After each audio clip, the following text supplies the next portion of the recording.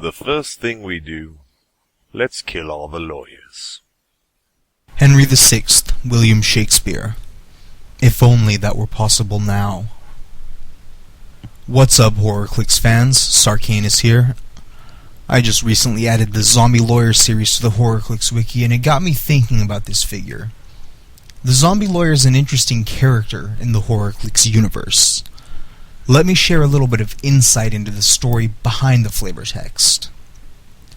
Solomon Wright... Objection!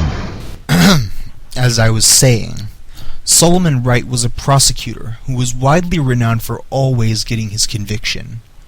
Unfortunately, he wasn't always entirely honest about his means of achieving this. In life, Solomon Wright had the uncanny ability to convince witnesses they didn't see what they saw, and persuade juries to hear what he wanted them to hear. In death, his talents took on a much more gruesome application, as his self-chosen jury rose to follow him wherever he led. Ambitious, greedy, and drunk with power, he sent countless men to prison or death, and raked in more and more cash with each high-profile victory in court.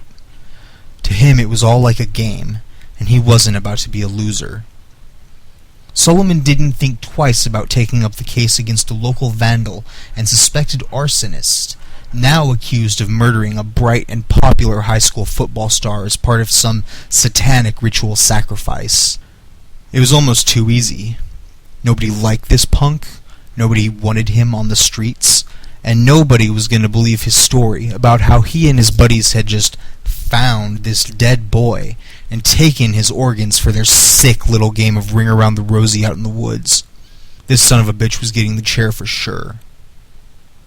And so he did. And Solomon took home a fat paycheck.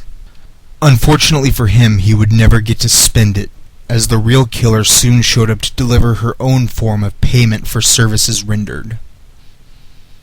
Death would not be the end of Solomon's troubles.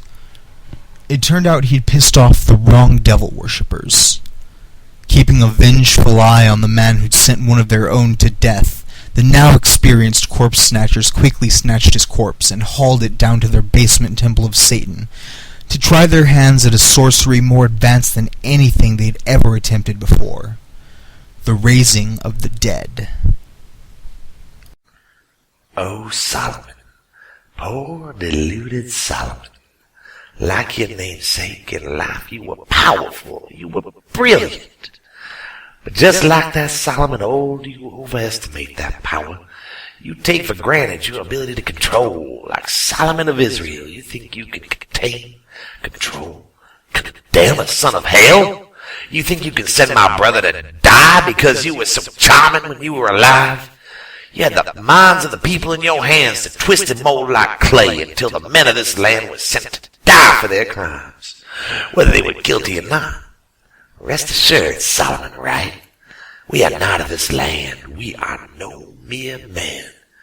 The only place you sent our brother is where we are strongest, the unholy depths of our father's domain, where pitiful mortal eyes like yours don't deserve to gaze. You are a criminal, Solomon. You shall be punished for your crimes against the hellbound. Satan is judge, we are the jury, and you shall be the executioner. For the crime of legal malpractice, we, the people of the Society of the Hellbound, find you to be guilty. You foul, lifeless, gray corpse of what was once a man. We sentence you to life. Now twice as vicious and still every bit as dead inside, Solomon rose from the grips of death through the power of unholy magic and roamed the city streets, eternally hungry, slowly, painfully rotting away like the justice he claimed to have served. His hell would be on earth, as his slowly decaying brain still held its memories of the things he loved, the people he would see destroyed in the wake of the darkness that kept him alive. Some he would seek help from, only to be shunned as the monster he was. Some he would eat. He was so hungry, so deeply, unbearably hungry. But after a time, Solomon learned that he would not be doing all the eating. as his putrid blood gradually oozed from his open wounds and bits of rotting flesh fell to the ground around him, he found that they had the unusual magical property of resurrecting any dead thing buried where they fell. In a twist of irony, Solomon Wright was drawn to the graves of those he'd sentenced to die. In life he'd been given the power to condemn men to death. Now in death he freed them from that prison. As they rose before him with their soulless eyes, he dully wondered whether they welcomed or hated him now. Having been a shrewd and cunning man, he remained a relatively shrewd and cunning zombie, and quickly found himself resorting to his old, domineering ways. Using what remained of his slowly fading mind to recall such simple words as meet, punish, and attack, he fooled and forced his fellow flesh-eaters to find and maim people for him, so that he could come in afterward and share in the feast. His body decaying faster than his mind, his face eventually became unrecognizable, and few who knew him in life survived to identify him anyway.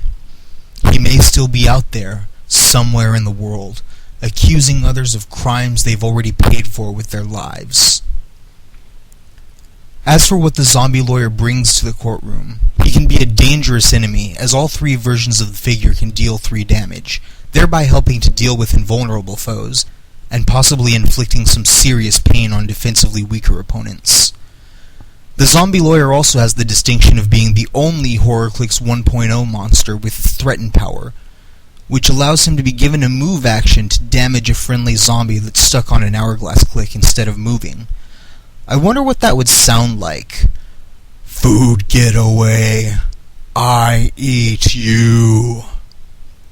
While Threaten is strictly a weaker version of Impel, the latter never appeared on a zombie in the original game, and only appears on a couple of rather expensive zombies in HorrorClix 1.5. Given the fact that almost every zombie in the game has at least one hourglass click, Solomon is a man to have around if you're going for the ever-difficult-to-play pure zombie team build. Of all the variations, I think the Experienced may be the most effective. While defensively inferior, it has the advantage of a first-click damage value of 3, which the Veteran version cannot boast. It also has more clicks of Feast and Threaten than the Rookie, and of the 3 forms, it has the fewest hourglasses on its own dial. For only 30 points, it sounds to me like the blue ring gives you the most brains for your buck.